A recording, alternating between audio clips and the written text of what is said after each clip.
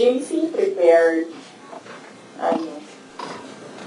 bullets. So sabi niya, PBBM's deception, House probe on OBP debit budgets, how HOR, budget cuts, Quadcom probe, the SWD-AX federal issue, other political issues, foreign policy, geopolitics. So, para naman may trabaho tayo next week and in the weeks after, yung foreign policy, geopolitics, huwag na muna natin i-take up na yun. Tsaka yung House probe.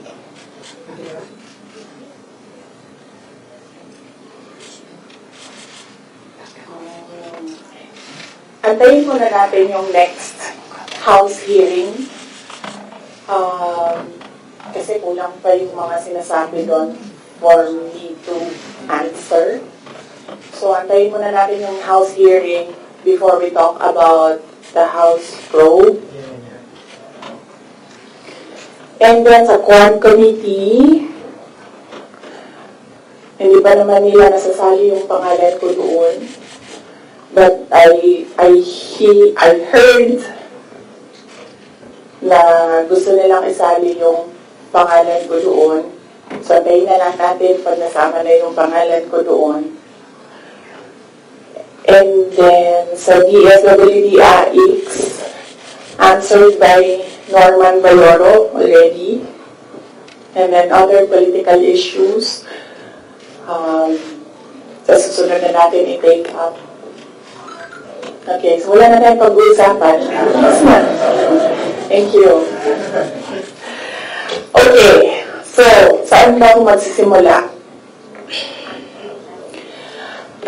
Magsisimula ako sa, you have to bear with me, we start with 2021.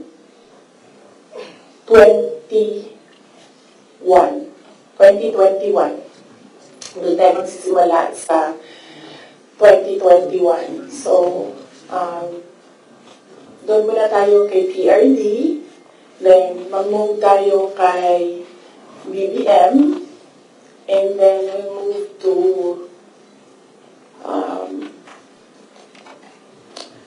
Martin Romualdez, and then merong isang person of that triangle. Hindi mo na natin siya i-mention because I'm waiting for more information coming out doon sa House probe bago ko i-mention yung pangalan niya. And then siguro a little of confidential funds. Okay? Okay. So 2021. Kasi madami ang nagsasabi na we are on this road to perdition. Our country is on this road to perdition because matigas ang ulo ni Inday Sara. Hindi siya nakinig sa tatay niya. Kung nakinig siya sa tatay niya, tumakbo siyang president. Hindi mangyayari itong nangyayari sa bansa natin ngayon. And hindi lang yan isang beses na narinig ko, madaming beses. Even kapag pumupunta ako sa mga iba't ibang lugar, diretso ako sinasabihan ng mga tao, hindi ka kasi nakinig sa tatay mo. Or they would say, one time nasabihan ako, it's all your fault.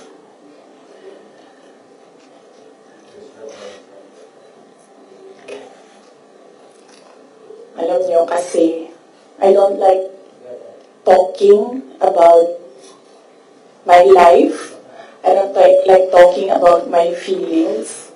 I only want to talk about my work. Kaya, hindi ako nagsasalita.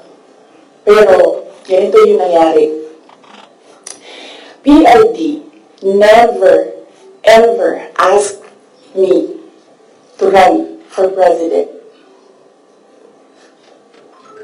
Yan yung totoo.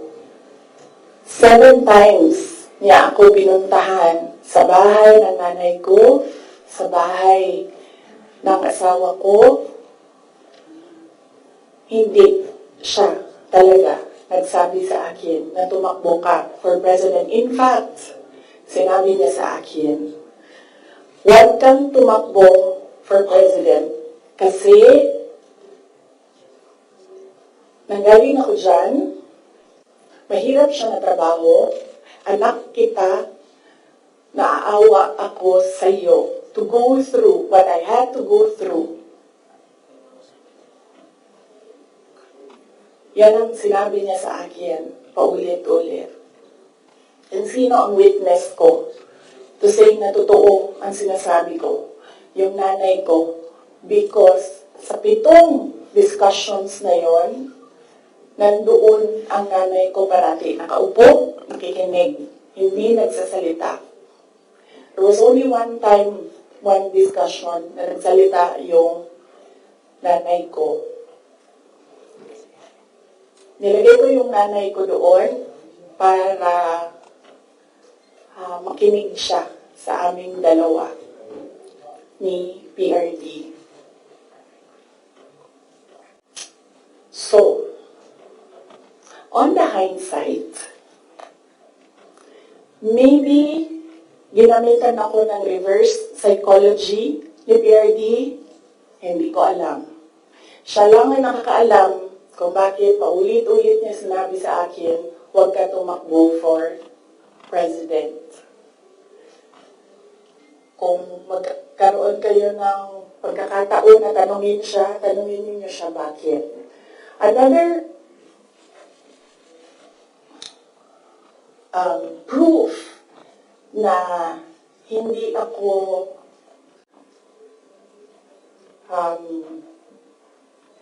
sinabihan ni PRD na tumakbong president, he left me document, 2 papers in a folder. Unfortunately, naiwan ko sa bahay namin ngayon. Dala ko siya dito sa Manila para ipakita sa inyo, pero naiwan ko siya sa bahay. Ang nakalagay doon, so maybe the next time na magkita-kita tayo lahat, dalhin ko siya. You can read, but you cannot take photos. You cannot take videos of the document. Nakalagay doon, in gist lang. Sa left side, nagsasabi siya doon, hindi si PRD. Hindi si PRD ang sumulat nun, ibang tao. Nagsasabi yung tao doon, Sara should not run for any position. Dapat si Bongo ang tumakbong VP. Yun yung nakalagay sa left side na document. Nakalagay sa right side na document, Sara should not run for any position. She should endorse Bongo Rudy Duterte for President and Vice President. So yun yung proof ko.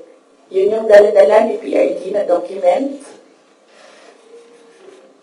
nung very last meeting namin. Dala niya yung document na yun. So yun yung proof ko na hindi talaga nagsabi si President Duterte na tumakbo ako for president. And even if nagsabi siya, hindi din talaga ako tatakbo for president. Maaga ako nagsabi sa inyong lahat. Sabi ko, I don't know kung may mga media pa at the time na nandito ngayon. Sinabi ko, huwag niyo naman na akong tanungin about the presidency para hindi pa ulit-ulit yung tanong. Antayin niyo na lang January 2021. Pagdating ng January 2021, paalam ko sa inyo ang decision ko. Tatakbo akong president o hindi. And true enough, January 2021, maaga ako nagsabi sa lahat, sa taong bayan, na hindi ako tatakbong president. Unfortunately, hindi naniwala lahat. Kasi sinasabi ninyo, yan yung track ni President Duterte. Hindi ako tatakbong president, hindi ako tatakbong president. And then, nag-substitute siya. But, yes, anak ako ni PRD, and yes, meron kayong nakikita sa akin na nakikita ninyo sa kanya. But I am a different person. Yung mga anak ninyo, hindi yan clones ninyo. Meron yan silang sariling pag-iisip, meron yan silang sariling kapasidad, meron yan silang sariling damdamin. Yun yung unfortunate part noong announcement ko noong January 2021 na hindi ako tatakbong president. Walang naniwala kasi sinabi nila, gagawin lang niya kung ano yung ginawa ng tatay niya. Hindi. Desisyon ko yun na hindi talaga ako tatakbong president.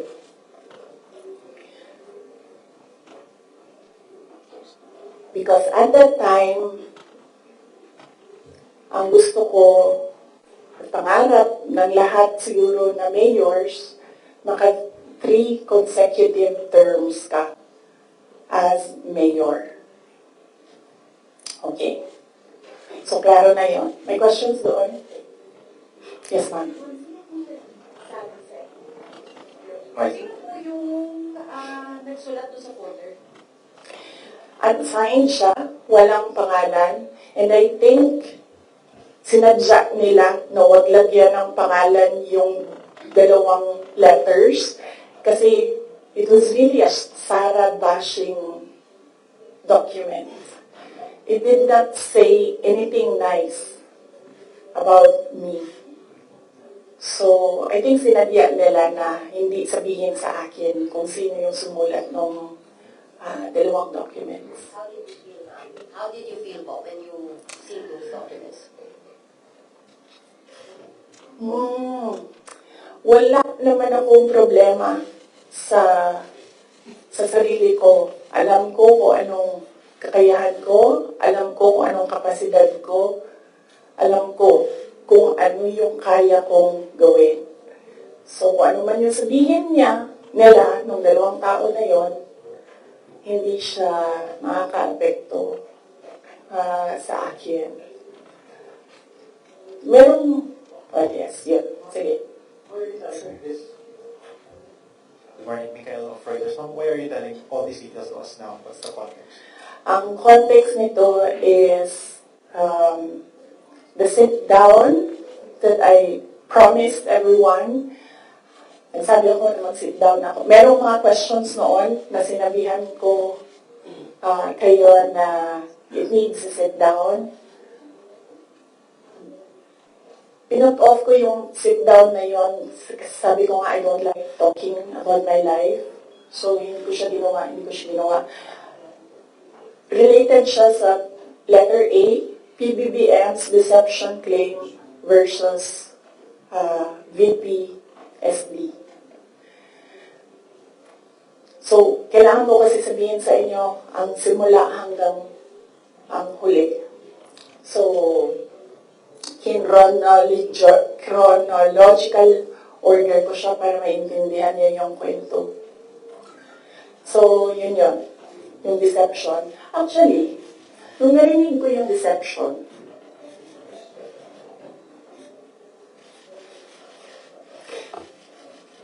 naisip ko pa, hindi ko na siya sasagutin. Kasi, for the love of God, presidente ka na. Importante po ba yung nararamdaman mo?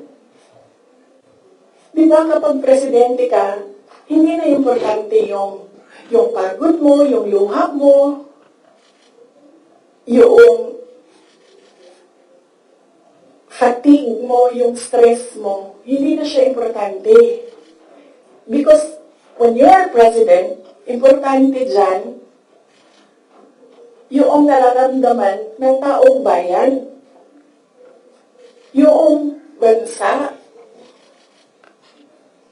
yun yung naisip ko when I heard it na parang talagang may panahon ka mag-isip about deception ng isang babae dyan. Ang dami mong oras. Hindi ba dapat iniisip mo na yung mga taong gutom? Yung presyo ng gasolina?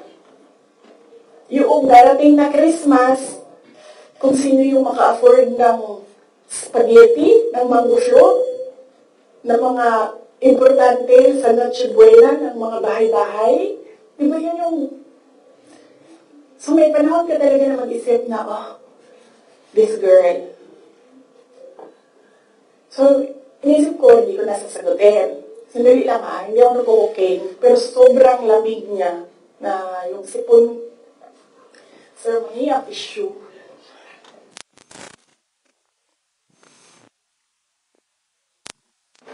O huwag niya lang ina-answer kasi sobrang dami natin. Tissue lang, sir, may pamilya ako. Ayun yung pamilya. Only off, sir, kasi sobrang dami natin. Mamamatay tayo dito pag walang aircon. Kasi hindi iikot yung hangin. Okay. Hindi ako umiyak. Hindi ako nag-okay. Malamig yung aircon. Okay. So yun. Hindi ko na siya sasagutin. Kasi naman, hindi naman siya mahalaga sa bayan. Pakialam natin sa kung anong nararamdaman ng President at Vice President, di ba? Ako gani, sabi ni Saya pa, dawat-dawat ramana. Di ba? Dawat-dawat rana. Ako, ginatira ko nila kada adlaw. I am a subject of a Mega Millions PR attack. I am a subject of a House Committee hearing. Pero hindi na importante yung nararamdaman ko dyan. Ang mahalaga, matuloy namin sa Office of the Vice President kung ano yung sinabi namin na gagawin namin. Diba? So, I don't understand why we're talking about feelings. So, hindi ko na siya sasagutin. And then, sabi ng mga tiga Davao, nandun ako sa Davao nung lumabas niya, deception na yan. And,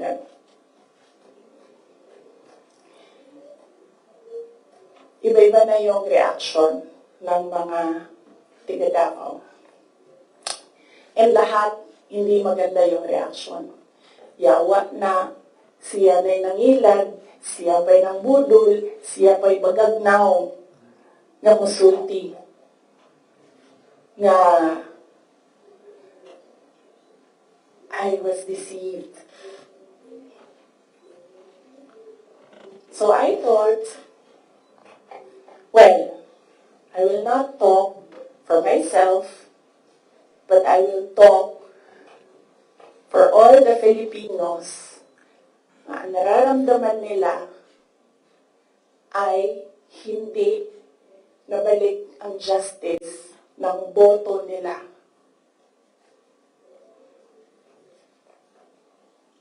So yan yung context. Mahaba ng context. Okay? So nasaan ako? 2021 January. 2021 October, filing. Kita ninyo ako nag-file ng mayor.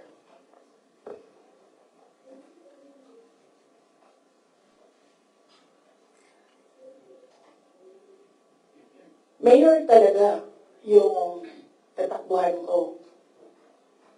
Masakit sa akin na naririnig yung mga tao na we are disappointed in you. Kasi sa pagtakbo ba, dili magud na siya kanaganing kung ingnan ka sa mga tao nga, daganday, madagan na lang ka. Munaw na po daw ka. Madagan ko, o presidente, inganyan ng tabo. Nagkaroon ako ng SWOT analysis para lang takbo o hindi. Diba? Lahat ng pumapasok sa opisina ko when I was mayor, meron akong paper nakahati ng ganyan. Okay, ikaw, you give me a pro and a con. You give me a positive and a negative running for president. Ganyan yung ginawa ko. And unfortunately, mas maraming negative kaysa sa lumabas na positive. And honestly, sa totoo lang, sabihin ko sa inyo, ang number one doon na positive, ganito lang. Ganito kasimple. Pangarap ko, magkaroon ng effigy na sinusunog. Totoo yan. Because I feel na parang, wow, sino ba sa inyo, sino ba sa atin ang ginagawa ng effigy? Diba? Sino ba sa atin ang meron talagang tao na hindi matutulog ng ilang araw para gagawa ng effigy tapos susunugin? Diba? So naisip ko, when I become president, meron akong effigy. Susunugin nila, magpapapicture ako doon.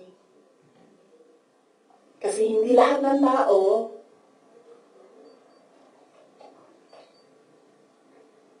merong ganon sa buhay nila. And then another positive was, mapupuntahan ko na lahat ng sulok ng Pilipinas. Makikilala ko na lahat ng mga tao, mga kababayan ko sa Pilipinas. Mapupuntahan ko lahat ng mga bansa na madaming Pilipino na nagtatrabaho doon, na tumutulong sa ekonomiya natin dito sa bansa. One of those positive things na nalista doon, na nasabi ko, kung makapunta ako doon sa kanilang lugar, baka naman ma-inspire sila na gawin kung ano yung ginagawa sa Davao City. At that time, bago ako bumaba for mayor, Davao City, nabayaran namin yung utang ng Davao City. 0 ang utang ng Davao City. Number 4 kami sa competitiveness across the country among all HUCs. Number 8 kami sa pinakamayaman na syudad. Insurgency-free kami. Ang dami-daming awards. If I remember the number right, 117 awards ang 2016 namin until 2022. Ang mga recognition namin sa lahat ng ginawa namin sa Davao. Hindi na nila kami matalo sa most child-friendly city in the Philippines. Nag-Hall of Fame na kami sa Davao. So naisip ko, baka naman, kung mapuntahan ko yung ibang lugar, may isip nila na, pwede yan dito sa amin. That will improve the quality of life of our kababayans. So anyway, saan ako?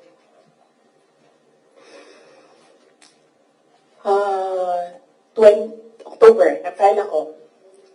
Pagdating ng late October, after deadline ng filing, tumawag sa akin si Senator Amy Marcos. Sabi niya sa akin, pwede ka ba tumakbong Vice President? Sabi ko sa kanya, alam mo, hindi ko pa narinig ever na sinabi sa akin na tumakbo akong Vice President. Sabi ko, bakit mo ako nire-request ngayon na tumakbo ang Vice President? And I'm happy that she was honest enough to say, kasi matatalo kami ni Lenny kung hindi mo dalahin ang Bisaya. It was very straightforward. Now, it was all about winning, sabi niya sa akin. So sabi ko sa kanya, Bisaya naman daya nga to ang istoryahan din tawagan ninyo si Bato de la Rosa. Ask him to slide down to VP. Tumatakbo siyang president. And then ang answer niya was, nah. And then I told her, well, ask PRD to run as your vice president. And then she said, well, that's a closed book already kasi tumatakbo si BG. So, ask BG to run as your vice president. Mga Bisaya na tanan. And then she said na, I don't think kayanin na manalo kami kay Lenny. And then I said, ask Manny Pacquiao to slide down. He's already running for president. And she said, we already did. And Manny Pacquiao told us that God asked me to run for president. So how can you argue with God? Totoo yan. I don't think she will deny that. Very straightforward naman si Senator Amy Marcos. Mainit na siya ngayon.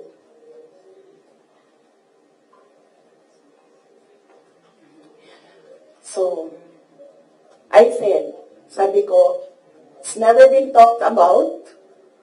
I need to talk to my family and I need to see kung mananalo ba ako for vice president. Because I've never seen my numbers as vice president. And then she said, okay, let's talk about it. And then, early November, nandun ako sa Cebu. Pumunta ako sa Cebu, nakita niyo yun, diba? For an event. And, nandoon din sila. Hindi ko alam kung bakit sila. When I say sila, si BBM, tsaka si Senator Amy. And, nag-request sila ng pag-uusap din. So sabi ko, okay, mag-usap tayo. Nagkita kami sa bahay ni Martin Romualdez. Kasi gusto umeksena ni Martin Romualdez, so gumagawa siya ng party-party ko na birthday. And then pag-upo ko doon sa, I think you see the pictures. Upo ako sa couch, tabi ko si BBM. Sinabihan ko siya, huwag ka maniwala sa kanila. Huwag ka maniwala sa mga taong nagsasabi sa iyo na tatakbo akong president. Hindi ako tatakbo president, sinabi ko na yan. Sabi niya, yes, I know. Sinabi mo na rin yan noong pumunta kami during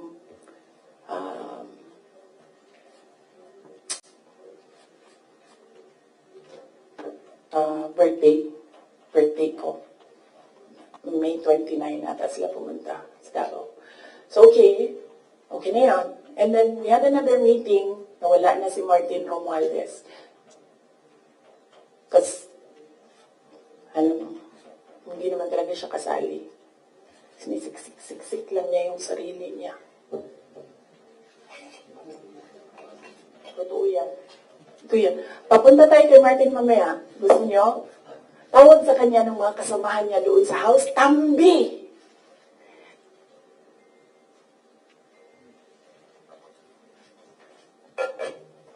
Anyway, nagkaroon kami ng ibang meeting. Sa Cebu pa rin. Face to face. Ako, si BBM, Senator Amy, and one other person. He's a private citizen. Hindi ako nagpaalam sa kanya na sabihin ko na nandoon siya. So may isang tao pa doon who can say that this really happened. So sabi ko, again, I've not seen my numbers. Kung mananalo ako. Sabi ko, okay lang sa akin tumakbong Vice President. Sabi ko, number one, siguro ma-reduce konti ang disappointment ng mga tao sa hindi ko pagtakbong President. I think maiintindihan na nila. And ito na lang yung i-offer ko sa kanila, mag-Vice President ako. Number two, madaming big ticket projects. Si PRD, sa build. At that time, na gusto ko sana makita na magawa para sa bayan. Kasi hindi natapos. Kasi kulang nga talaga ang 6 years. So sa ngayon, magte-third year na tayo, wala pa tayong nakikita ng big ticket projects, di ba? For 2028, huwag na kayong mag-expect na meron kayong makita. Kasi it takes more than 6 years to prepare for a big ticket project. So sabi ko, and sinabi ko sa sarili ko, bata pa naman ako, hindi naman ako nagmamadali, wala naman akong papupuntahan. And naisip ko, I cannot do anything more for Davao City. Number 4 na kami. And naisip ko, I don't think kaya ko siya i-elevate to number 3, number 2, number 1. Hanggang dun lang yung kaya ko gawin. So, ibibigay ko sa iba, maybe they have more ideas, more innovation para mapagawa nilang number 3 ang Davao sa buong Pilipinas. So, I said, okay, I need to see my numbers. Sabi nila, okay, we can do a quick and dirty survey. Sabi ko, oh, sige. Sabi ko, gawin nyo. And then you come back to me kung ano ang nangyayari. So, napagawa sila, and then tinawag nila ako. Sabi nung nag-survey, ito yung survey, okay naman, sabi nung nag-survey, huwag lang kayong maghiwalay, mananalo kayong dalawa. Ito yun.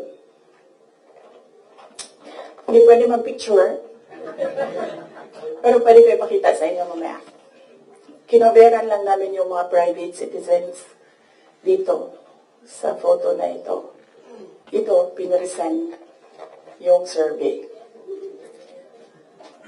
May cover lang yung mga tao na private citizens. Ang nandito, Senator Amy, Governor Claude Bautista, Congressman Claude Bautista, former Mayor Luigi Quisumbing, Attorney Vic Rodriguez, Inday Sara,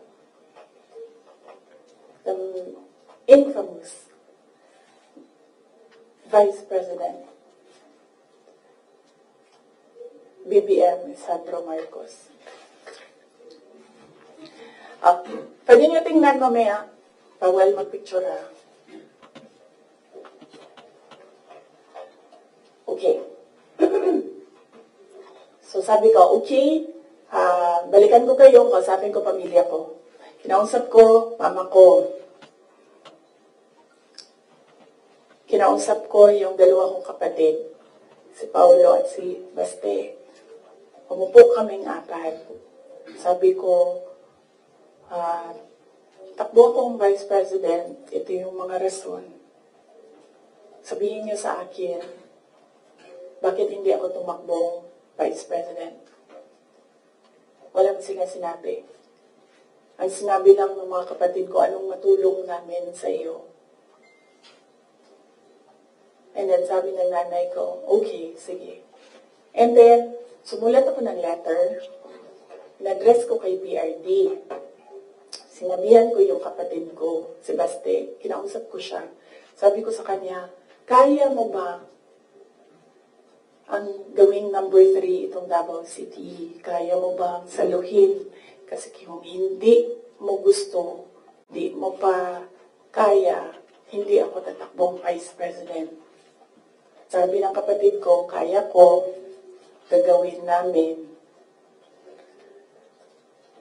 Okay, tumakbo kang Vice President. So sabi ko sa kanya, okay, we're okay with you.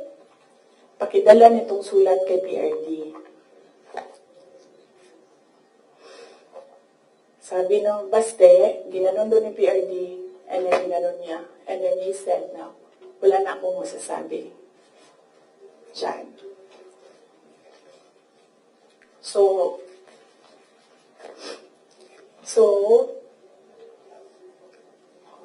okay lang, sir, kasi kung babaan ninyo, masyado tayong madami dito, iinit siya. So,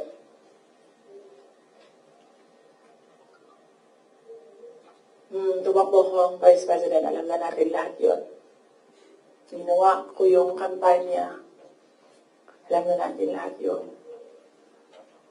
Okay, so, no, hindi ko sinuway, hindi matigas ang ulo ko, hindi totoo na pinatakbo akong President, si President Duterte. In fact, every time makita niya ako ngayon, sinasabihan niya ako, huwag ka tumakbong President. Sabi niya, yung dinadaanan mo ngayon, wala iyan. Kung ikaw ay President, mas mahirap pa. Sabi niya, mahawa lang ako sa'yo. May heart pala siya. So, klaro na yan. Hindi ko kasalanan that we are on this road to hell. Hindi ko kasalanan kung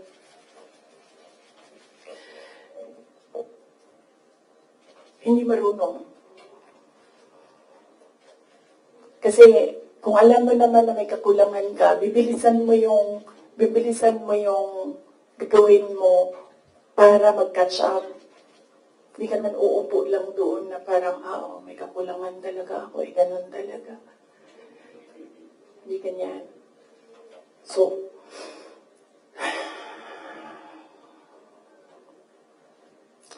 that's that. And then, ito na kami ni Mr. Deception.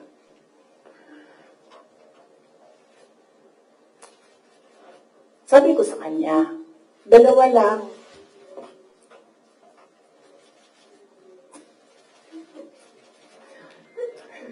Para pantay. Dalawa lang. Sabi ko, dalawa lang. Ang request ko sa iyo. If you win, dalawa lang ang request ko sa iyo.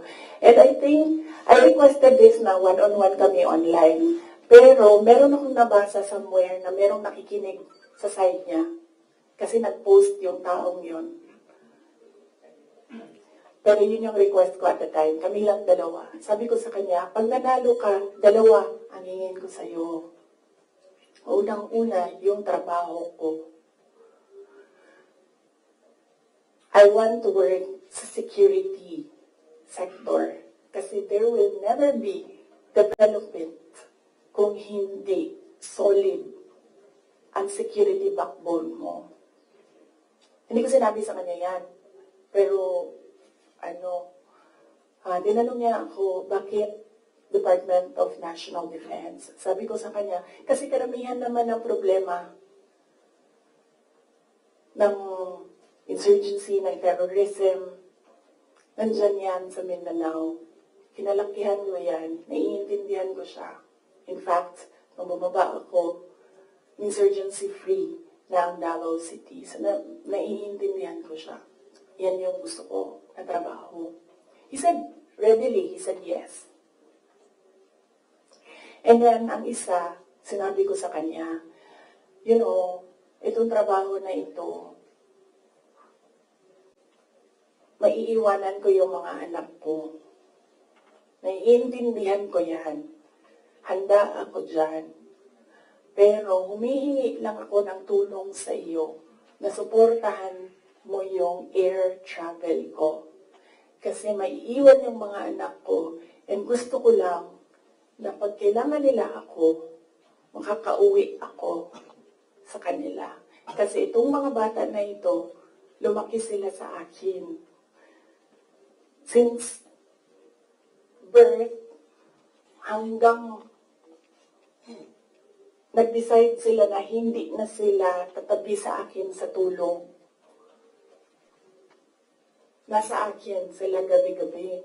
Except pag wala ako sa bahay dahil sa trabaho. So, pag sa bata kasi, hindi naman niya maintindihan na, oh anak, I have to consecrate myself into the service of the nation. Hindi mo naman pwede sabihin sa bata, yun maiintindihan yun. So sinabi ko sa kanya, supportahan mo lang yung air travel ko because I need to go home to my children.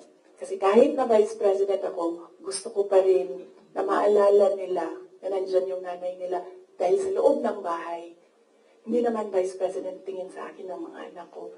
Just plain, mama, may kailangan ako, mama, may problema ako. Sabi niya, yes. Dalawa lang yun. Sabi niya, yes. In fairness, hindi siya yung nag-umindi sa DND.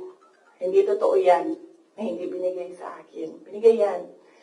Nung nanalo na, sinabi ko na ito dati, ulitin ko lang. Nung nanalo na kami, nakita ko yung boto.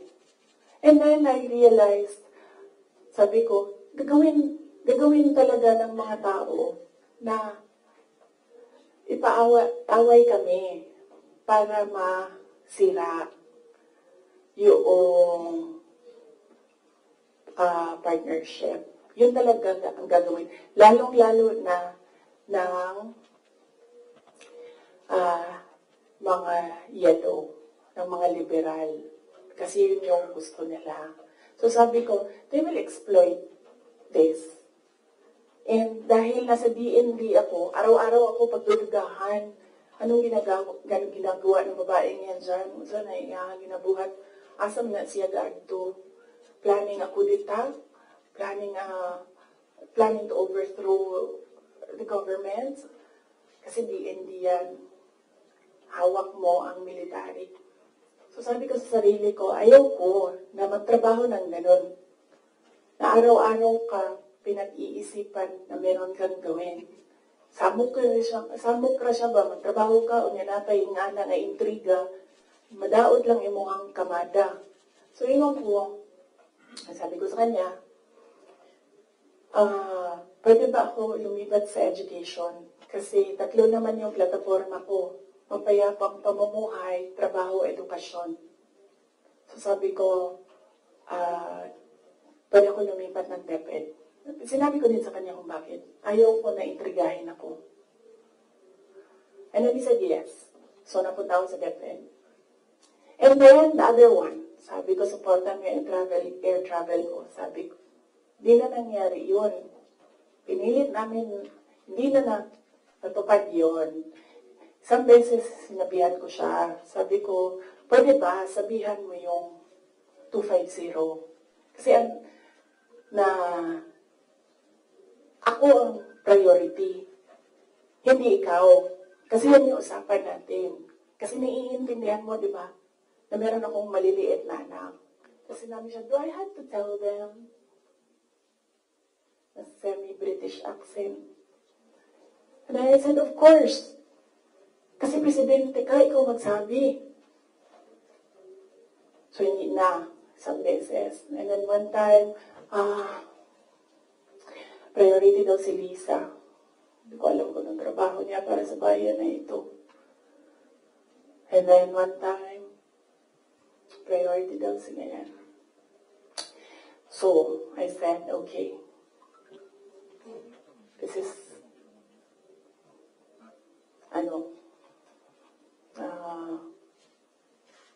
some form of insincerity. Okay, wala namang problema yan. Maliit na bagay lang yan kasi akin. Problema ko lang naman yan, di man yung problema ng bayan. Problema ko ng bayan, paano ako babiyahe. Di naman. So, maliit na bagay. Ako na gagawa ng paraan para ako maging nanay. Hindi na ninyo problema yan. Maliit na bagay lang yan. Okay. So, that was that. That was personal sa aming dalawa. And then, dito na tayo sa DepEd. Alam niyo na yon, diba? Sinabi ko na sa inyo ang budget ng DepEd. Question? Yes, ma'am. You said for around 11 a.m. Hindi ko kasalanan na we're in this road to hell. Hindi ko kasalanan na hindi marunong. You did not finish your sentence, ma'am. Can you elaborate po? Hindi marunong maging presidente ang nakaupo. Kasalanan ko ba yun? Hindi. Ba sinasabi ng mga tao, kasalanan mo kasi hindi ka tumakbo, ikaw sana yung presidente, hindi siya. But then I said, maaga ako nagsabi na hindi ako tatakbo for president. May madaming mga negative doon sa listahan. Okay. So, yes, sir. Yes. Sir, tapos ka na. Balikan kita. Ikaw muna, sir. Hey, hanggang anong oras ito, JC?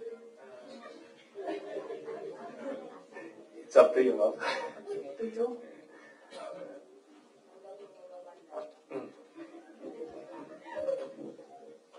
Madam VP, with all this revelation that, ayun nga, meron kayong mga request kay President Bongbong Marcos in case he wins, which is he won. And of course, yung conversation nyo with Senator Amy Marcos. Ngayon, ma'am, do you regret teaming up with President Ferdinand Marcos during the 2022 elections? Alam mo, inisip ko yan. Naisip ko na yan. And then naisip ko kasi, ganito. Sila yung tumatakbo, di ba? Tumakbo si BBM, tumakbo si Lenny. So, either lang naman sa kanila yung mananalo noon. Tapos mayor ako ngayon. Imagine natin, parallel world na either sa kanila ang president and then ako ang mayor. So I'm sure, lahat ng mga nakapalibot sa kanila, magtitingin pa rin sila sa akin doon sa Davao City. Hahabulin pa rin nila ako doon sa Davao City because tinitingnan nila, yung mga nakapalibot sa kanila, wala na yan silang pakialam kasi president na sila, di ba? Pero yung mga nakapalibot sa kanila, may pakialam. Kasi sila yung tumitingin ng future. Sila yung tumitingin ng 2028. And then, meron akong realization yan because ang nagsabi sa akin yan, si former Senate President Manny Villar. Sabi niya, wala kang kawala dyan. Saan ka man magtago, saan ka man pumunta, hahabulin ka nila kasi tinitingnan nila ang 2028. So, I don't regret running for Vice President. Kasi imagine nyo, kung mayor ako, na sinahabol nila ako ngayon. Diba? Napakadali nila ako i-suspend. Napakadali nila ako kasuhan. Napakadali nila ako tanggalin sa pwesto as mayor. Ngayon, hindi nila ako matanggal.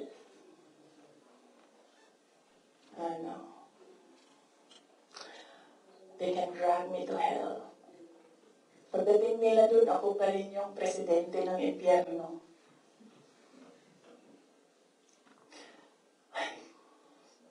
Yes. Yes.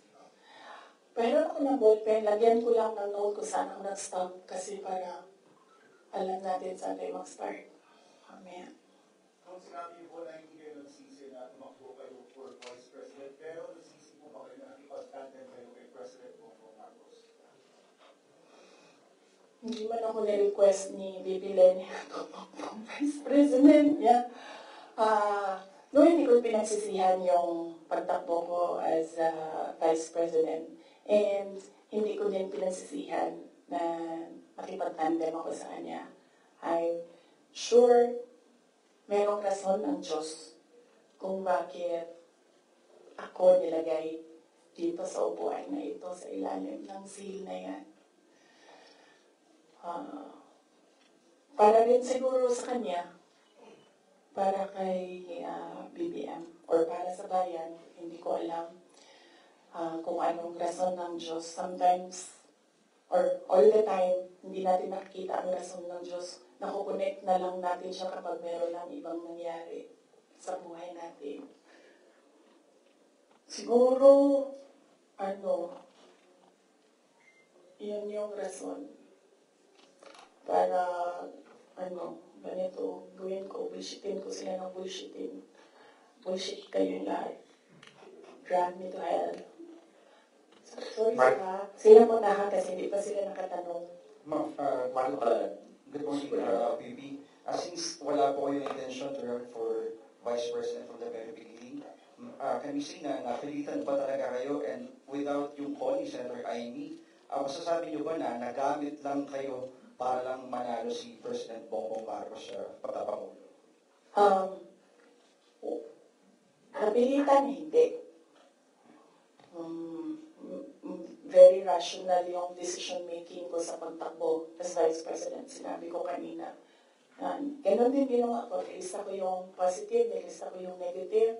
Nandun yung positive, sinabihan ko yung pamilya ko, tell me the negatives. So, ano yung isang tanong? Nagamit. Yes. Clear naman yun. Tinanong ko, bakit ako? And then she said, matatalo kami ni Lenny kung hindi mo dalhon ang mga Bisaya. Kaya nagbigay ako ng options. Bisaya tanan. De La Rosa, Bongo, Manny Pacquiao. And then she said na hindi kakayanin. Except for Manny Pacquiao, hindi naman siya nagsabi na hindi kakayanin. Ang sinabi lang niya, nag-refuse si Senator Manny Pacquiao. So, of course, ginamit nila ako para manalo sila. Obvious naman yun. Gusto niyo makita yung survey? Hindi ko siya dala. Pero next time dalhin ko, and then pwede kayo tumingin pero hindi kayo pwede mag-picture. Yes, ma'am. Sir, DWIC. Yes. Ma'am, good morning. Ayong buntag, ma'am. So, tatanungin mo, ma'am, sa tingin mo, ma'am, dapat tumakbo na lang po kayong presidente. Hindi din. Kung papabalikin ako, tatakbo ka Vice President. Ilagay ko dyan. Drag me to hell. Ma'am Marlene po, from Radyo sa Estrada. Here po, ma'am. Yes, ma'am.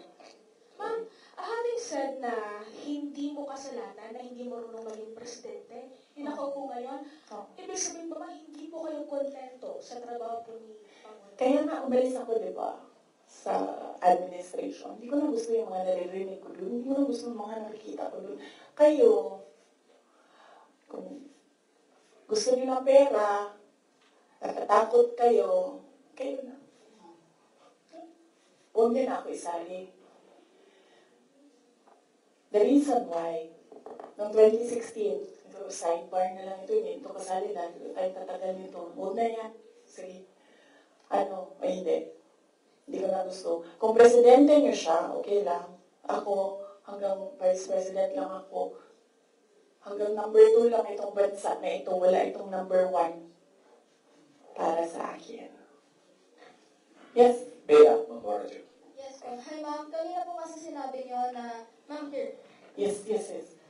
Kanina po kasi, ma'am, sinabi niyo po na hindi ka naman po inask ni VP Lenny para maging vice president niya. Did you somehow wish na sana inask ka na lang po niya na maging vice president niya to run alongside her?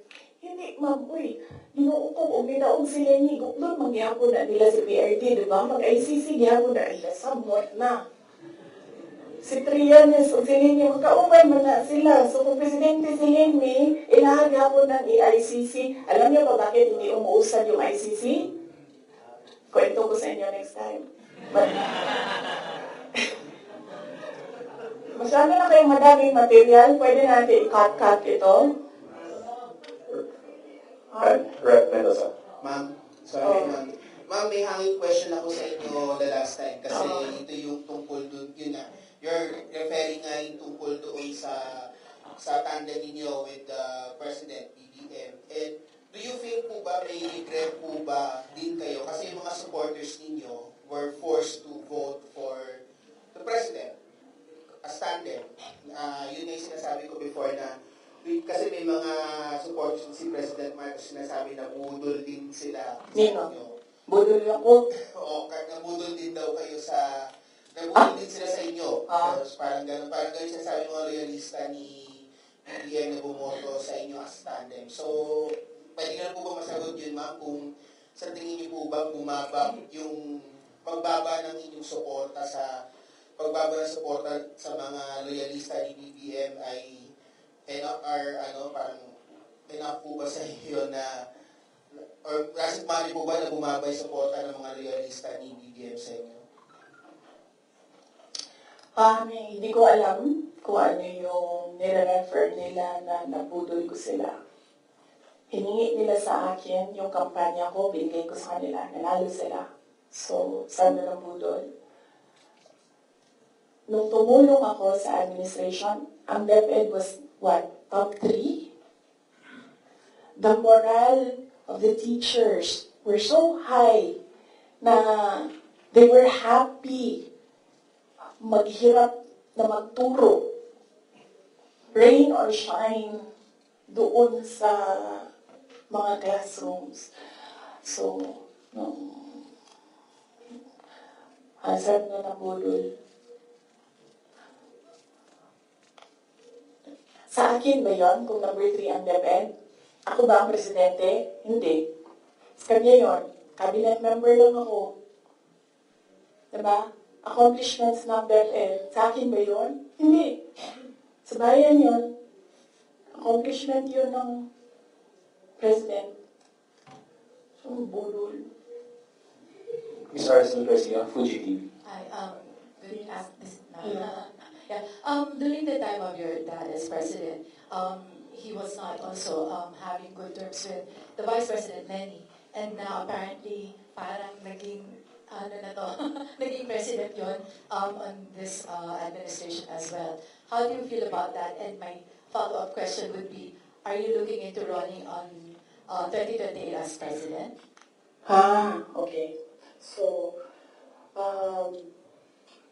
si PRD, in all fairness to the person, hindi yung nangigipit ng tao. Hindi niya ginipit si Lenny Robredo. Tinanong ko, bakit 700 lang yung budget ninyo all the time? Kasi 700 lang talaga ang pinropose. Hindi natin alam anong rason. Yan yung sinabi ko doon sa budget hearing. Hindi siya nagigipit. Sinuspend ba ni PRD o tinanggal sa pwesto mga politiko na kaibigan ni Lenny? Lahat ng mga tumatanggap sa kanya doon sa iba't ibang lugar, nasuspend ba yun? Nawalan ba ng budget? Wala naman. I don't remember anyone ever complaining na naalis sila sa pwesto kasi kaibigan nila si Lenny Robredo. Wala.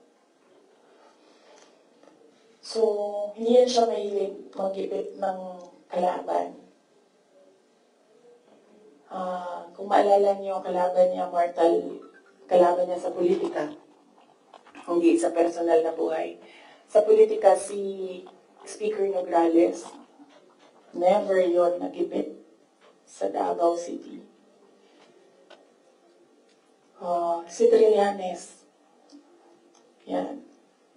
Mortal enemy niya si PRD.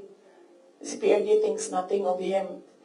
Pero, ginipit ba yun? Wala. Diba?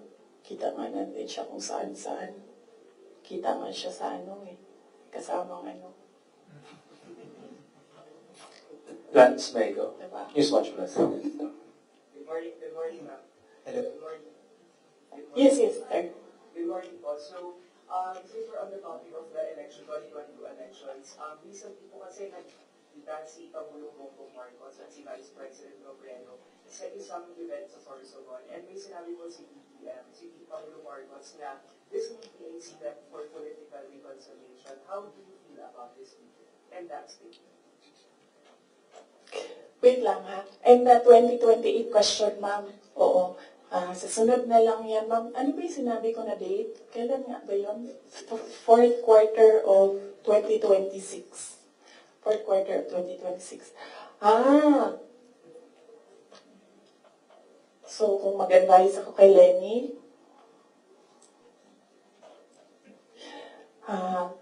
Ma'am Lenny, manood ka ng aking sit down.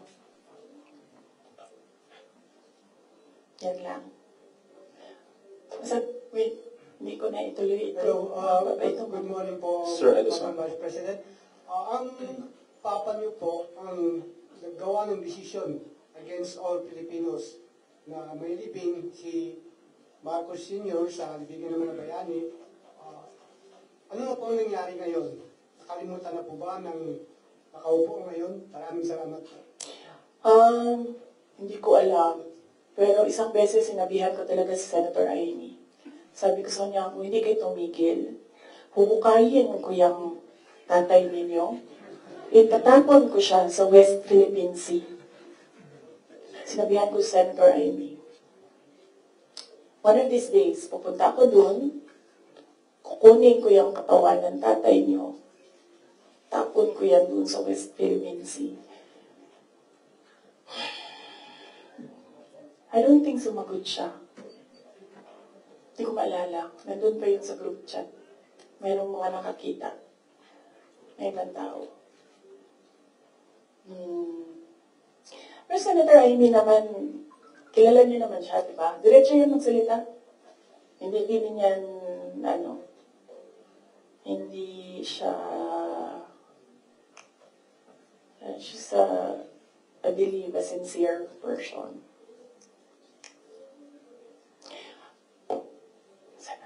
Yes, thanks. So, hindi marunong kaming presidente. Presidente na nakaupo kayo. You mentioned na hindi mo na gusto yung mga nakikita at naririnig when you were there. And second question mo, I'm genuinely curious because you had a long narration of what transpired from 2020 until 2020.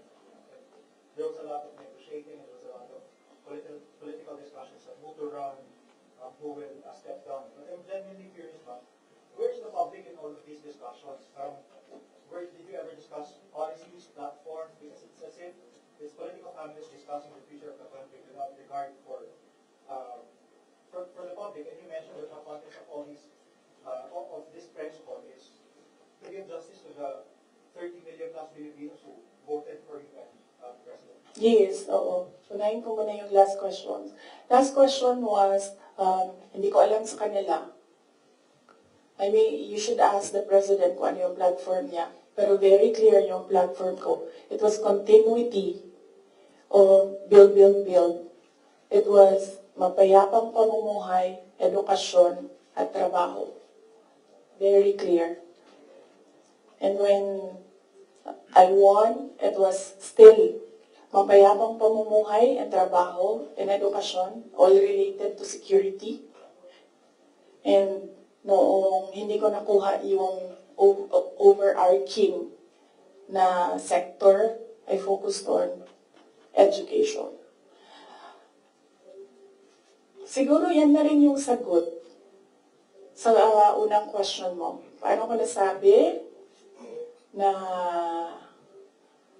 i-substantiate ko yung sinasabi ko? I don't ever remember may platform siya na sinabi kung anong gagawin niya para sa bansang ito.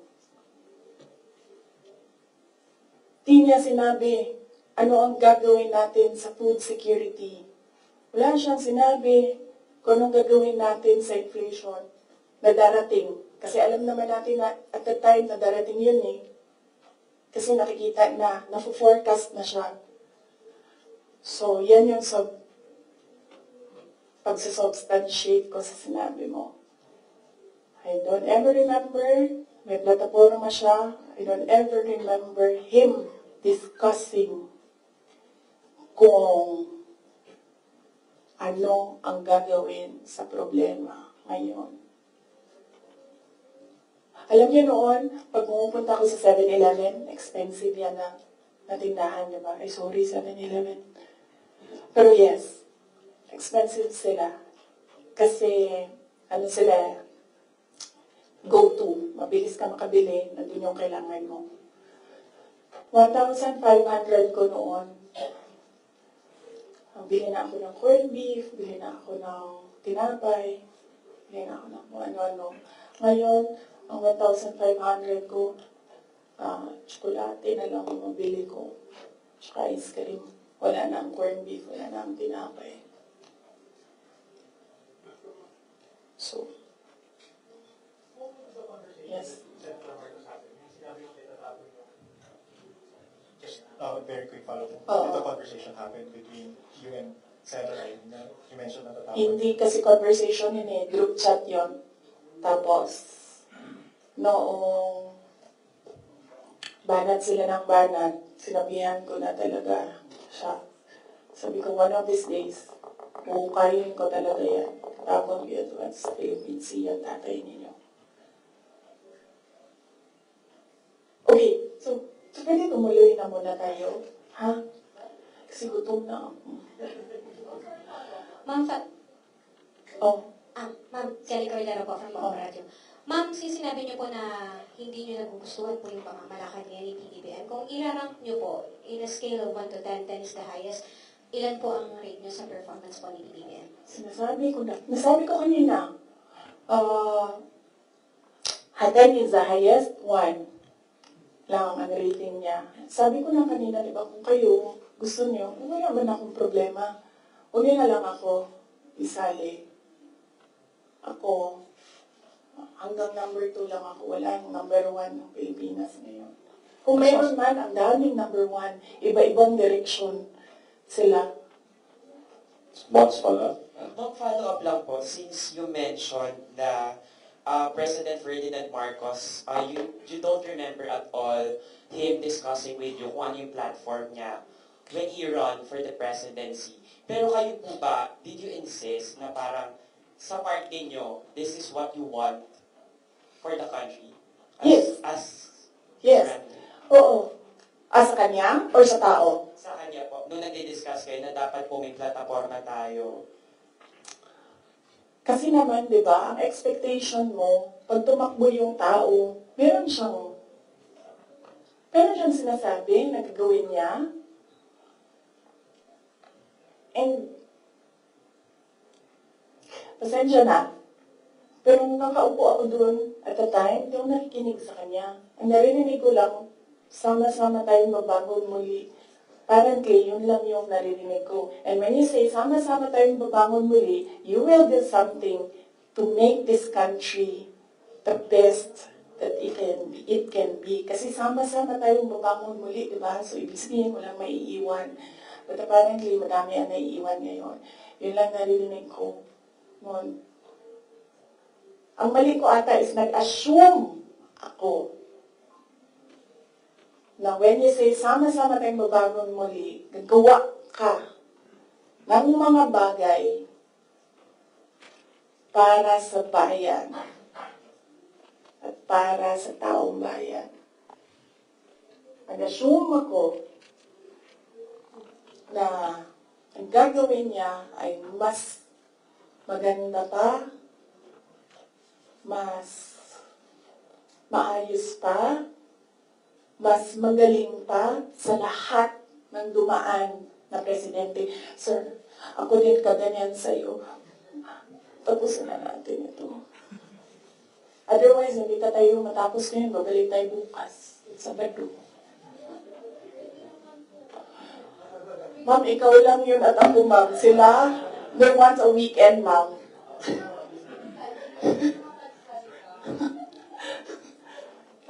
Wait na. Yes, sir. Yes, sir. Yes. Sa political reconciliation kuno ni President Marcos pati ni dating former Vice President Lenny Robredo. Hingin ko na lang po siguro yung assessment nyo na bilang, ayun nga po, tumakbo kayo kasi ginamit kayo para manalo laban kay Lenny kasi nga natatalo na raw sila. So sa tingin nyo, bakit po kaya ngayon nakikipagkita, bakit ngayon nagkakaroon ng movement towards political reconciliation habang nag-aaway kayo? Oo! Sabi, di ba, sinabi ko na yan, budget hearing, ako na lang man isa na iiwan dito. Ako na lang isa na iiwan dito. Nagsama-sama na ang mga dayuhan, huwag niyo akong tanungin about foreign policy. Mga dayuhan, mga NPA, mga smuggler, mga drug addict, ang mga yellow, liberal, at sino yung isa? Administration.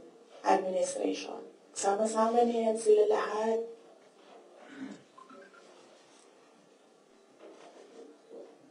Ako lang na naiwan dito sa kaya nga ito lang ang lamesa natin. Kasi ako lang mag-isa na. For what? I think, di sila ganahan siguro sa kuha, tingali di sila ganahan sa kuha. Gana mo ginawa mga insecure.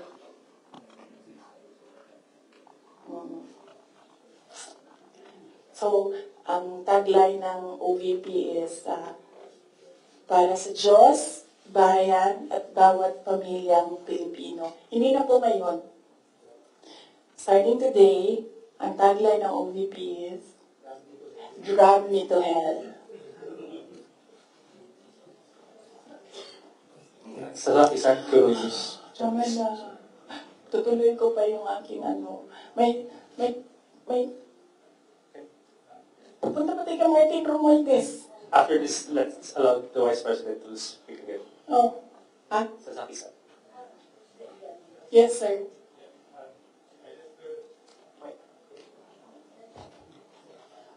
I just wish to have a question.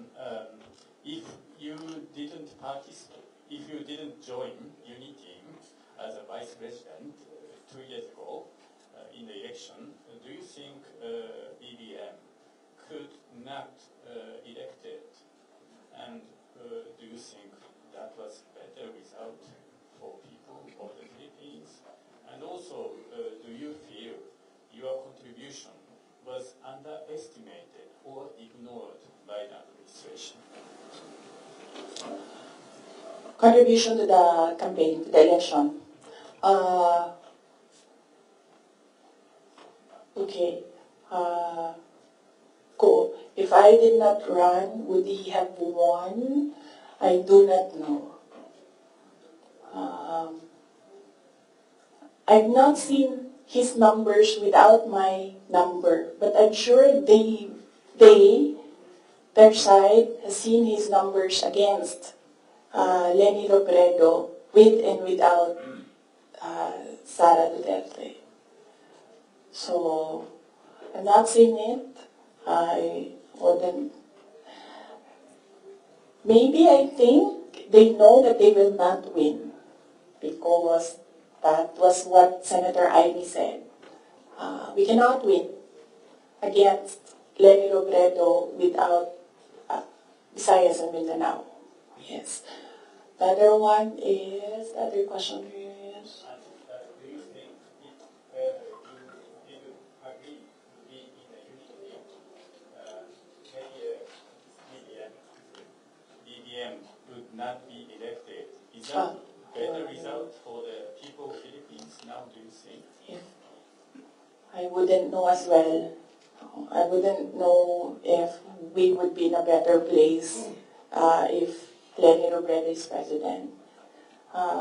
Something that is speculative.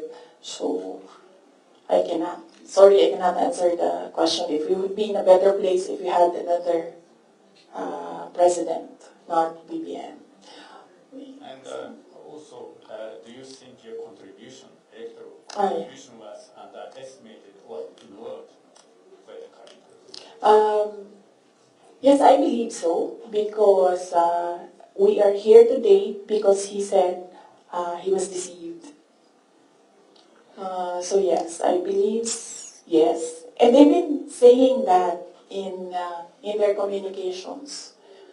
That, in fact, ayun ko i-mention ang pangalan niya. So I just mentioned his initials, LG.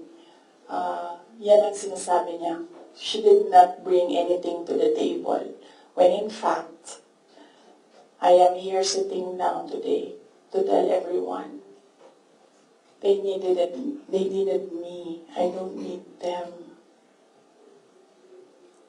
So, sabi ko kanina sa ibar, haba yung yung 2016, balik tayo 2016. Dali na, nasa 2021 lang tayo ngayon. Balik tayo 2016.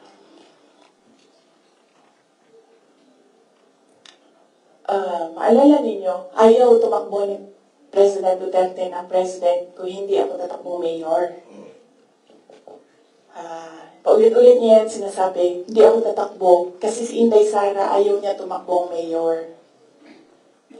Because humindi na ako sa politika noong 2013. Sabi nila, tumakbo kang congressman.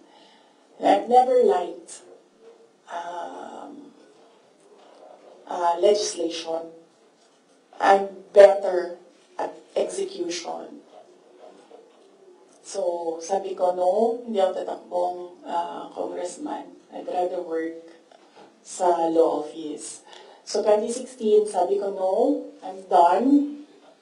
Bahala kayo kung ano yung gusto nyo. But he said na, no, I cannot run kasi ayaw ni Inday Sara tumakbo. Ayaw ni Inday Sara tumakbo ng mayor. And then, pinilit ako ni BG, said some things, pinatawad ko na siya ngayon. He said some things doon sa akin that I said, okay, sige. Kung yan ang gusto ni PRD, tatakbo akong mayor. You know the reason why ayaw niya ng ibang tao, ako lang ang gusto niya? Because I don't take from anyone, even President Duterte. That is the reason why. So, I will not take their bullshit.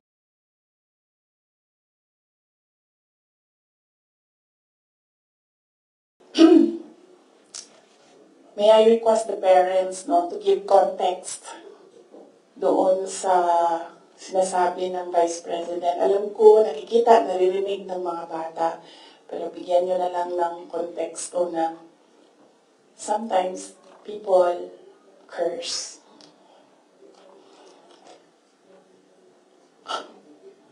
Ano na? Oh, so DepEd.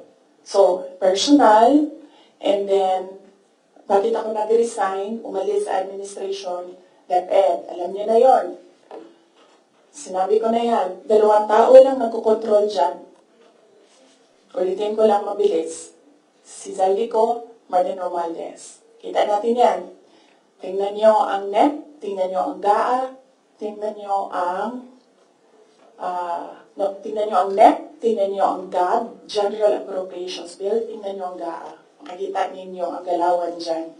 Hindi na siya kailangan ng expert. Sundan nyo lang kung ano yung nagbabago. Anong isa pa? Na-proof ko dyan, yung AKAP. Diba? Nagtalo sila sa AKAP. Sinasabi ng mga senador, hindi naman namin nakita yun noon eh. Sabi ni Zaldico, o diba? Pinirmahan nyo, digital signature ninyo, pinahiram ninyo, pinirmahan nyo yan. Nandun yan. Wala nang bycam na nangyayari.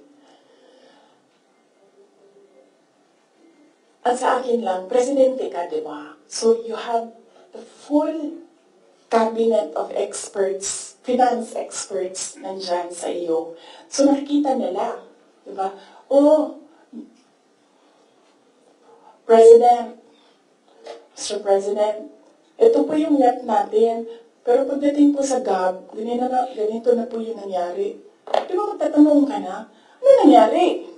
Nakita niyo ganito. Di ba? O ako lang ba yun? Well, kung ako yun, ganun. Ano nangyari? Bakit na ganito na ang gab?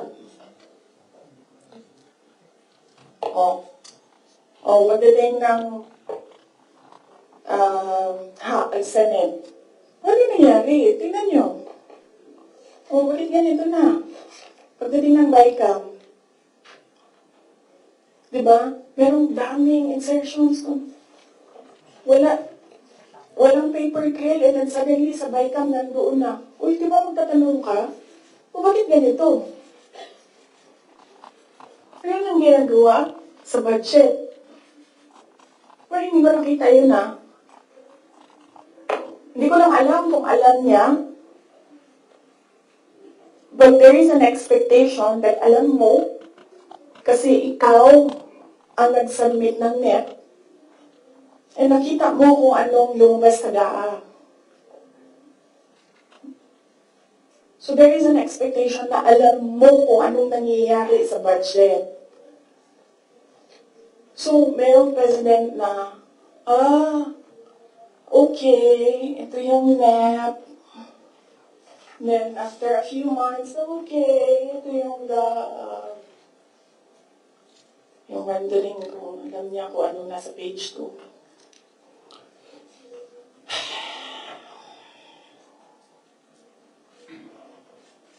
So, that's DepEd budget. Ang huli is yung taong bayan. Okay? So, pwede ba, pag nakita niyo siya, sabihan niyo siya, alam niyo, don't ever mention her name or say na I was deceived by her, ganyan. Para hindi tayo nagganito ba? Ayoko yung pag-usapan, yung mga ganito na bagay. So sabihin niyo sa kanilang lahat, huwag niyo na lang mag-edit yung pangalan niya kasi pag binanggit niyo yung pangalan niya, lalabas yung drag me to hell press con. Pwede naman sana tumahimik na lang, no? O bakit sana kailangan mong pasabihin na, nabudol niya ako.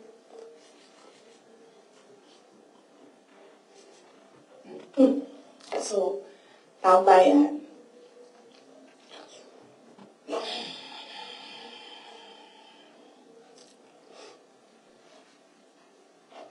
Magkasama kami nag-attend ng isang graduation. Truthfully, I wasn't feeling well.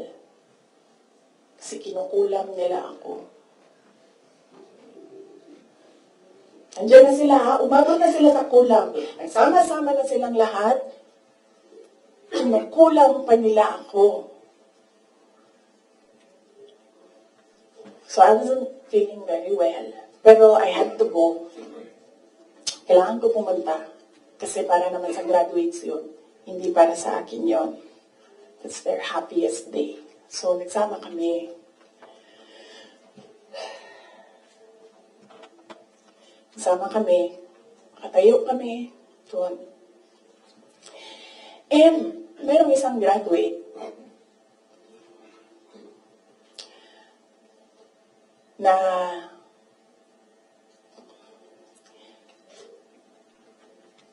alam nyo, para sa akin, there was some sort of inappropriateness sa ginawa ng bata. Pero, bata ito eh. So, ikaw din, meron ka din dapat sana siguro pag-intindi kung saan nanggagaling yung bata. And ang reaction mo, ang response mo, should be so that the child will learn a lesson. So meron isang graduate. Sabi ng graduate, Mr. President, can I have your watch as a graduation gift?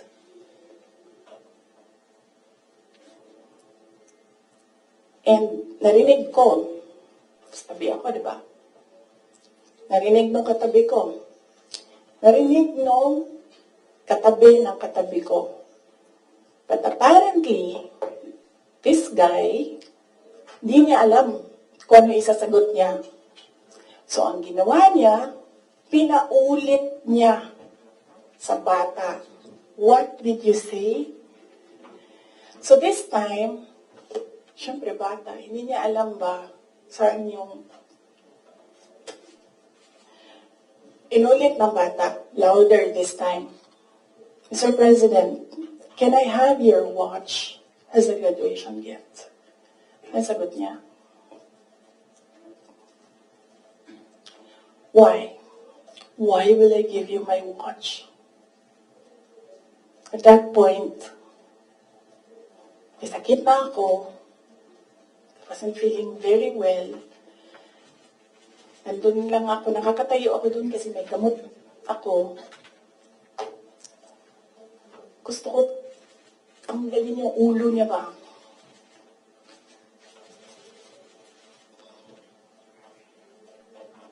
I realized toxic na yung relationship.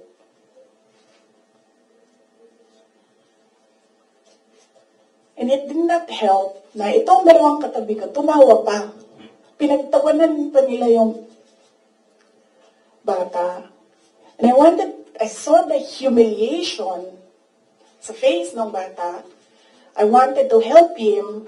Gusto ko sabihin sa kanya, itong relo ko na lang, relo ito ng Vice President, ito relo ng Presidente, pero I hope this will do. And then I realized na baka mas lalong mapahiya yung bata if I do that. So I just imagined myself cutting his head.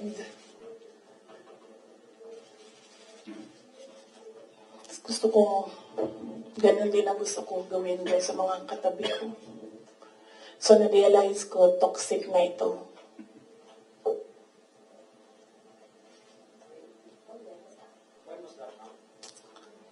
One of the graduation, hanapin niyo yung footage, makikita niyo doon yung mukha ko. Tsaka mukha niya. I-lip read niyo yung sinasabi niya. Why? Hanapin niyo yung footage, ma'am. Magtrabaho kayo konti, mag-research kayo.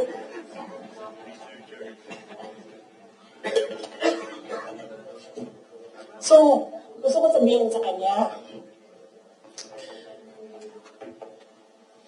bago ko tanggalin ang ulo mo, yung batang yan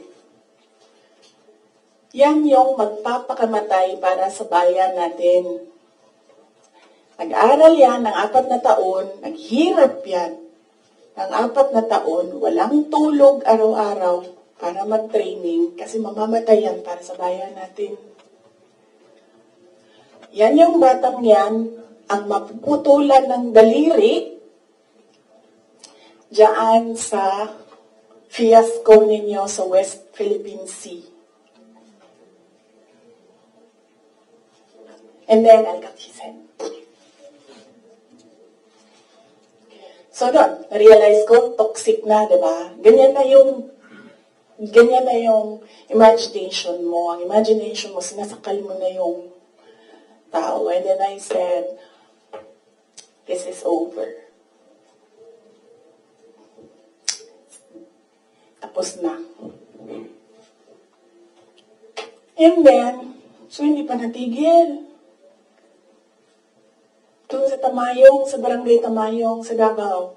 Alala niyo? Pinupuk-puk nila yung mga tao doon. Hinampas, pinupuk. Doon sa diversion road ng Davao City, tinirgas nila yung mga tao doon. Isang tao lang ang hinahanap mo, ha? Bakit mo pukpukin yung 30? Bakit mo yung tirgas yung 100? Paano nag-surrender yung tao? Di ba kinausap lang? Kinausap lang siya. Mag-surrender ka. And then he said, okay, I will surrender. So anong purpose na pukpukin yung tao na hindi naman niya alam na saan si Pastor Kibuloy, nandun lang siya, nagtatrabaho, doon siya nakatira. Anong purpose? Anong purpose na i-tear gas mo yung tao for expressing his desperation, his frustration, his anger. Para lang maghanap ng isang tao na in the end, paano nag-surrender? Kinausap. Nag-surrender siya.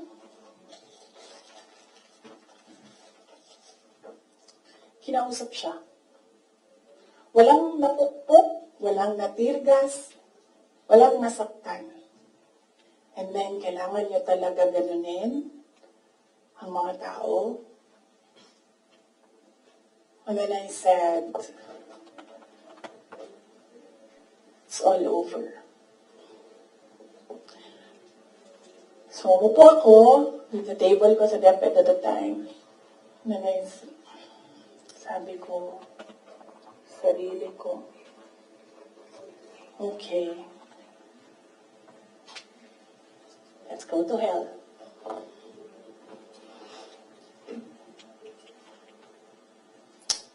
So,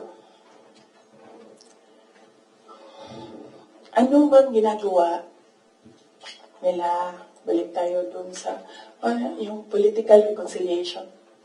Ang gusto nila, hindi ko sinasabi silang lahat ha, si Martin Romualdez lang.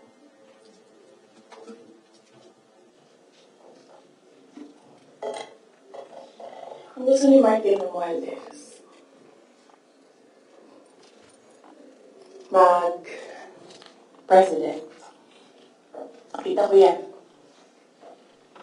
sa kanyang mata noong ilang oras na tayo? 1 hour and 31 minutes na yun nandito.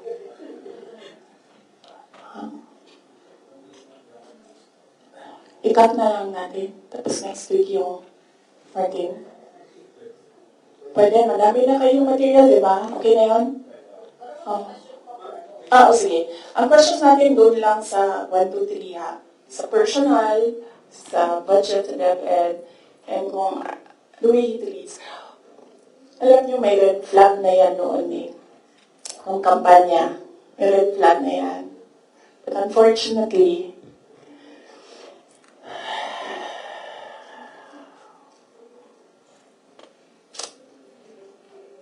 hindi ko naisip na gano'n kalala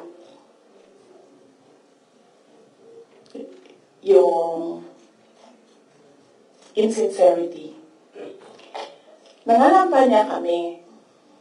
So pag nangampanya ka, meron talaga yan. Natural yan na magdala ng papel. Ganito. Pag ikaw politiko ka, alam mo na yan. Pag may magdadala yan na papel, sometimes ganito, naka-envelope. Sometimes folded paper maliit. Iba-ibang ano. So,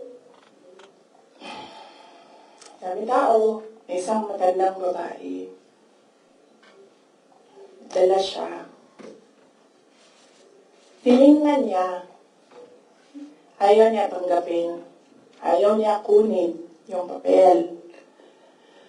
So, ang ginawa ko, para that person will not feel bad, sabi ko, ako na lang. Ginawa ko. Mabilis lang kasi yun, diba? Kasi, ano yan eh, motorcade. So, mabilis yan. Pag ganon, gumanon, ginanon, ko na lang. Tapos, tinanong ko, may number siya. Niya, meron. Pag politiko ka, alam mo na yan dapat. So, doon sa truck, binasa ko. 1 page lang naman, binasa ko. Simple. Request of 5,000 pesos for livelihood. Tumingin siya sa akin. Sabi ko, ako na bahala dito. Maliit lang na bagay ito. Ako na. Sabi niya, okay, sige. Yan lang.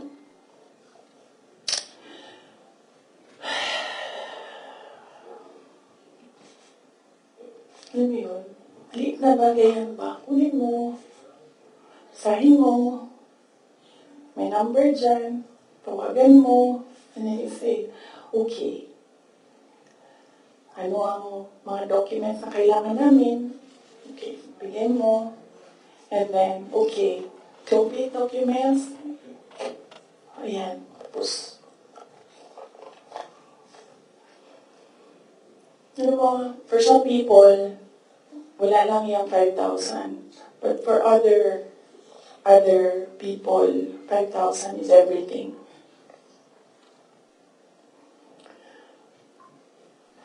Merong governor ngayon, hanapin niyo siya. Hindi siya na-BBM. Kasi, at first ayaw niya sabihin. Ayaw ko sabihin yung pangalan niya kasi ayaw niya talaga ikwento. Pinilit namin siya. Bakit ayaw mo mag-BBM? Bakit ayaw mo mag-BBM?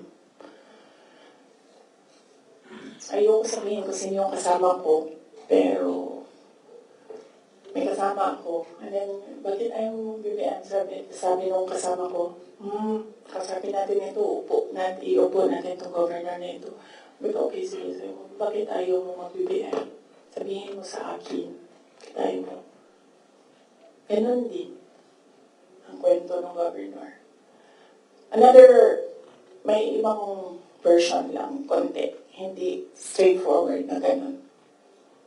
Ang kwento ng governor, siya nakita ko with my own two eyes kasi ako yung nag-escort sa kanya. And for that reason, hindi ako mag-BBM. Okay, nasabi ko sa kanya, okay, din magsara ka na lang. Nasabi niya, sige, ikaw walang problema.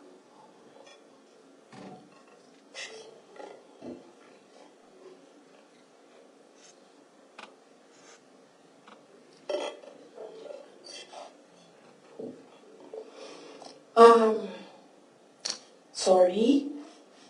Nag-sorry ako sa members ng Kingdom of Jesus Christ. Kasi I asked them to support President Marcos during the elections. And individually, kapag merong lumalapit, nagsasabi na, we are in this hole because of you, and sinasabi ko din, I'm sorry. I'm sorry, but sabi ko sa kanya, kung bigyan ako ng Diyos na pagkakataon, yan lagi yung sagot ko. Kung bigyan ako ng Diyos ng pagkakataon, bawiin ko lahat yan.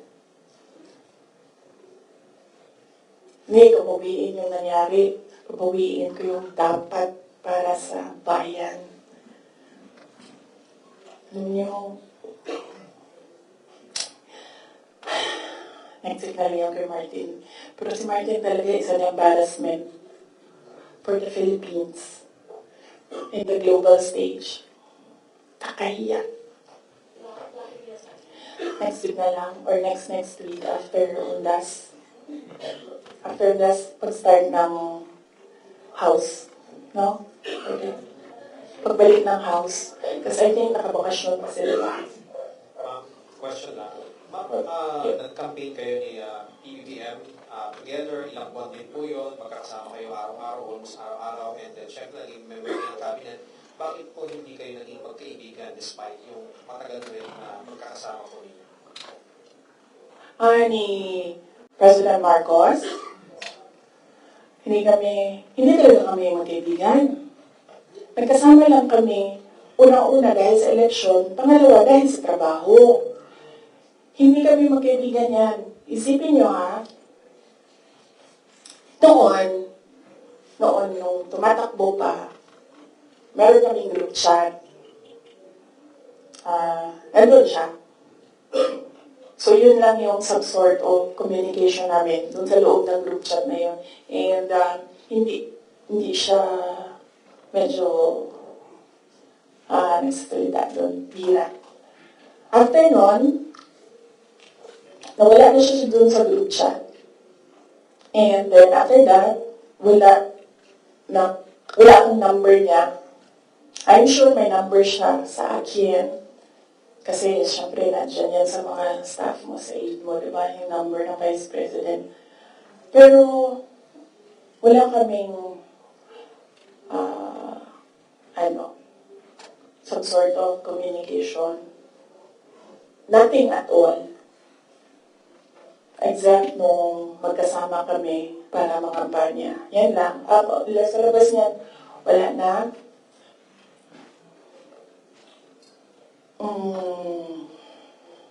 Nagkakausap lang kami dahil sa trabaho. And hindi naman lahat ng katrabaho natin, kaibigan natin, di ba? Nandun lang tayo kasi meron tayong kailangan gawin para sa kumpanya, para sa organisasyon. In our case, nandun kami kasi may kailangan kaming gawin para gumanda, gumaling, maging sustainable yung Pilipinas. So, yun lang yun. Dati naiimbita ako sa kanilang bahay dyan sa Malacanang, Bahay Pangulo. Dati naiimbita ako sa Bahay Pangulo. Pero I was just tolerated. Kasi may gamit naman ako. Alam mo yun, I'm useful to them. So I was just tolerated, and alam ko naman yun. But wala namang problema sa akin yun. So as long as I can do my job sa DepEd, tsaka sa Office of the Vice President, mabigay ko lang yung promise ko, tataporma ko, promise ko sa bayan. Magawa ko lang yung kailangan gawin para sa education sector. Walang problema. You can tolerate me all you want. You can invite me sa mga gatherings nyo. Pero I knew I was tolerated. Because Lisa Marcos is another story. Unahin muna natin si Martin Romualdez.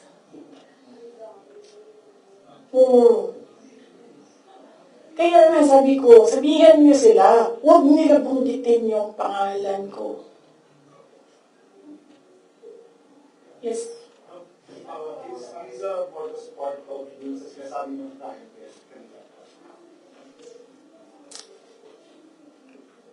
Yes.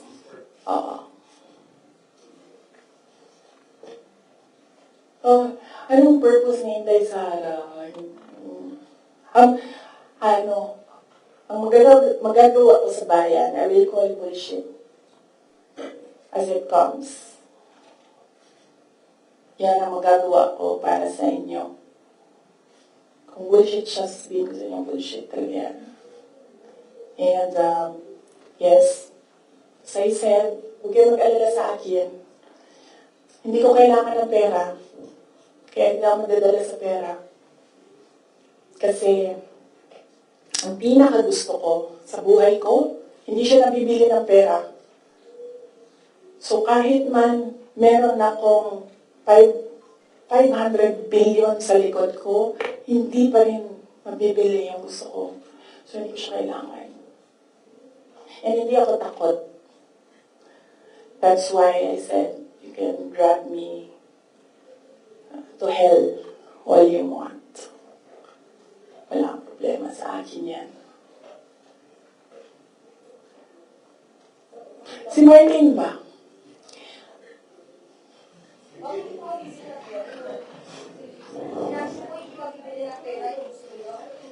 Ayaw ko sabihin, masyado ng personal naman, masakit na nga sa akin na kailangan ko magsalita from, kwento. Masakit na nga para sa akin na ikwento ko from 2016 to 2021, anong nangyari sa mga group chat na yan, yung mga papel na yan, masakit siya. I don't like talking about my life. Gusto niyo pag-usapan ng pagbabago campaign, tree planting namin? Ayaw niyo. I understand mo nung 2022 to 2023, kasama kayo lagi ang Speaker Martin Romualdez sa mga events ni BBM. So, yes. Why, parang bakit, tapos yun nga, before yung nangyari yung resignation sa lakas, after yung resignation sa lakas, nakita pa kayo ng BBM na karuling daw or holding hands kayo ni Martin during one of his foreign trips. So, why biglang nasukbihan kayo bigla kay Speaker?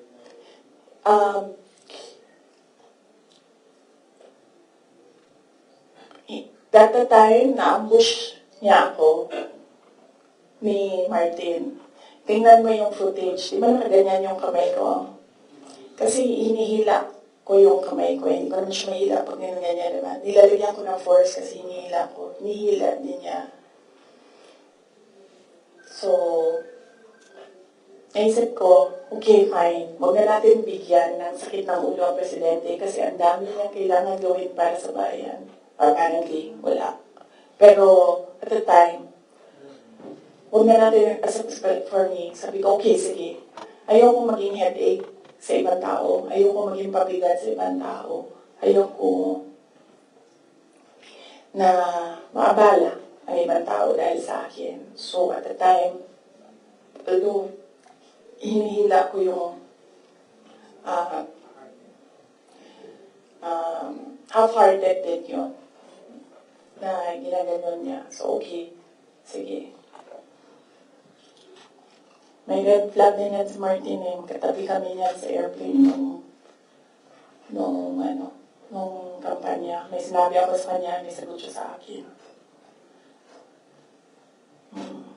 Pero yes, imagine niyo, meron tayong speaker na on record, on paper, in another country, na tumanggap ng suhol.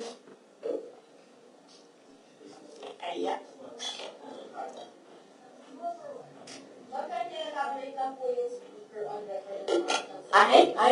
Kailan ba yung speaker part? Kailan yung Martin Romualdez part? After November? After opening ng house, yes. Let's talk about yung confidential funds ng the house. Regarding po sa DepEd and the OBP's confidential Yes, as I said, antayin natin yung next hearing ng House, Good Governance. Masyado pa kasing, masyado maaga sagutin sila. Walang lumalabas eh. Gusto ko lumabas so that pwede magsalita. Wala. Kahapon, wala naman. Although it is questioning about the... Yes. Ang posisyon ko dyan, sa DepEd, hindi na ako nakikipag-usap sa kanila doon. Sabi ko, okay, nang bahala ko ano gusto nyo gawin dyan. Pero dito sa Office of the Vice President, sinasabihan ko yung mga tao na kapangalan, kung ano yung gusto mong gawin, yun ang susuportahan ko. Kung ayaw mo umattend, susuportahan kita. Kung gusto mo umattend, susuportahan kita. Hindi ko pipilitin kung ano yung dapat mong gawin. Mag-decide ka, and then kung ano yung path, decide on the path that you will take, I will support you on that. So, hindi pa kami nagkausap nung merong mga subpina, hindi pa kami nagkausap kung ano yung gusto nilang gagawin. Basta sinabihan ko sila, I will be with you every step of the way. Sinabihan ko din sila, kung ang decision mo ay magpa-detain, sinabihan ko din sila, samahan kita doon sa loob ng detention. Walang problema yan sa akin. Kasi hindi naman lahat ng mga tao kasi sanay sa pressure, sa stress. Hindi sila sanay sa mga ganyan na ilalagay ka sa national TV, papahiyain ka.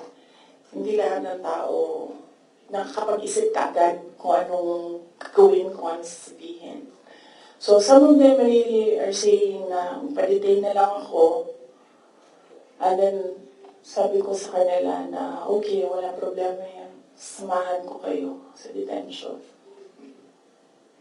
Sorry, on the issue of budget naman, since parang final na sa House part ng 733 million, what would that mean for the OVP satellite offices? Would that mean like total shutdown of the OVP satellite offices? Inaantay namin yung GA. So, pag nandyan na yung General Appropriations Act, alam na namin kung ano, ilan. And then meron na kami mga options ngayon. Unfortunately, hindi namin siya ma-finalize kasi yung mga options namin kasi hindi namin talaga nakikita kung ano yung nasa batas. Hindi pa kasi batas yung GAP. So, antayin namin, pag nakita na namin kung ano yung numbers, then pipiliin na namin anong options para sa Office of the Vice President. But rest assured, patuloy yung trabaho ng Office of the Vice President para sa bayan. Kung ano man yung kaya namin base sa kung ano yung budget, ibibigay namin yan sa taong bayan. Last question, please. No leaders were questioning po about the 16 million pesos po na tinasga ng UBP, pati po ng confidential funds in 2022 po, nalagas tayo 11 days para sa renta ng safe houses. One lawmaker even asked po na yung 5 billion naman po na nalagas yung 2023 sa third quarter po ng UBP confidential funds. Nagastos lang po sa loob ng 79 days. So parang nakakapagtaka rin daw po sila na bakit yung 16 million pesos nagastos po sa loob lamang ng 11 days. So, can you give us an explanation po kung paano po ba nagasta nga po itong particular confidential funds po? Okay. Sige. Last question na yan. Last question na yan. Okay. Una-una, nag-explain kami lagi sa Commission on Audit kung paano ginastos yan. Lahat ng hiningi ng Commission on Audit, binigay namin.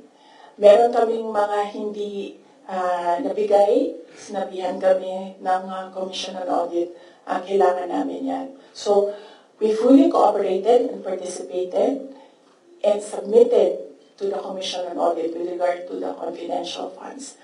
Alam niyo, hindi nakakapagtataka sa gobyerno gumastos ng millions araw-araw. Kami doon sa DepEd noon, pumipirma kami billions in one day para maglabas ng pera. So, hindi nakakapagtataka ang 5 million, 10 million in a day. Pirma lang yan. Tapos lalabas na yung pera. Ibabayad na yan kung saan yan ibabayad. And then, babalik na yung documents para sa ganyan. Ganun talaga ang gobyerno. Gumagastos siya everyday para sa mga projects niya. And sometimes, it's not millions, billions ang pinipirmahan ng mga opisina ng gobyerno para sa projects. Okay? Yes. Maraming salamat. Sabi ko po mas mahal pa po yung ginasa sa safe houses po ngayon. Luxury hotel sa mga mamahaling pondo po sa Metro Manila. Kasi ang ginagawa nila, nag-audit na sila. Kaya ako hindi sumasagot doon sa kanila kasi ang ginagawa nila, sila na yung nag-audit. Hindi naman yan tinanong ng Commission on Audit. Ang hiningi lang ng Commission on Audit, ano yung documents para sa mga expenditures. So, sinabmit namin yon. And in fact, nakikita nila yun kasi sinubing na nila lahat ng documents. The thing with the hearing is kung makikita mo, kahapon, hindi ko napanood, kaya hindi ako mag-comment, pero nakita ko sa transcript na kahit anong sabihin ng tao na nakaupo doon, ng research person, kukontrahin siya noong nagtatanong. Walang tamang sagot sila tatanggapin. Kahit yung COA na mismo ang nagsabi kung ano yung trabaho niya, hindi nila tinatanggap na sagot. Kasi bakit ba?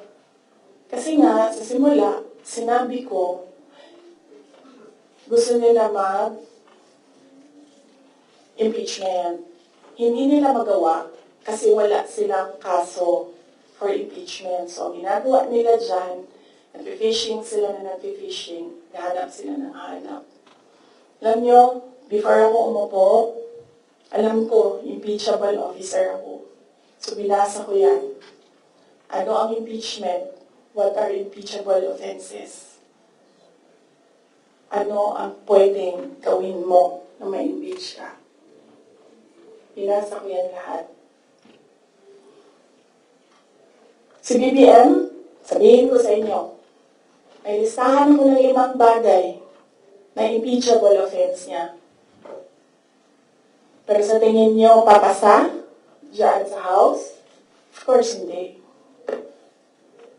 Diba?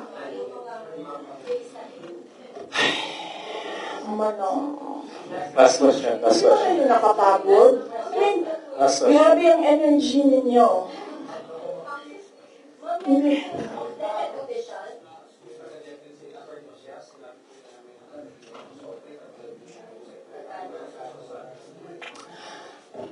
Yung envelope na yan, kaya ako sinasabi kanina, antayin natin yung next hearing. Kasi hindi pa siya enough eh. Ang gusto nila kasing palabasin sa mga tao, yung envelope na yan, galing sa, yung pera na yan, galing sa confidential funds. Yan yung gusto nilang i-portray sa public. Para yung perception ng tao, hindi talaga ginamit para sa ano. Pero kasi, para sa akin, kulang pa siya. So, inaantay ko yung next hearing. Bago ko pag-usapan yung envelope na yan, kasi kasama yan doon sa triangle. Yes. No. Hindi yan sagot sa tanong mo. No, I will not answer questions anymore. Yes. Ryan. Thank you. Thank you.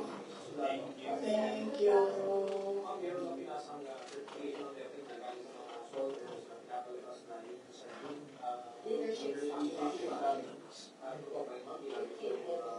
Hindi ginamit ang confidential funds sa AFP. Hindi din siya ginamit sa YLS. Ginamit siya supporting information doon sa mga areas kung saan may nakuha na reports na at risk ang mga bata. Walang binigay na CS sa AFP. Walang binigay na CS sa YLS. Yung YLS lang ang tinanong. Sinabi namin, ito yung areas at risk. Sabi ng AFP, okay, gawa namin ng paraan. Based on information we gathered to. Antayin natin yung next hearing. Antayin natin kung ano yung sabihin doon. Tapos isa-isahin natin siya. Okay. Yes. Thank you.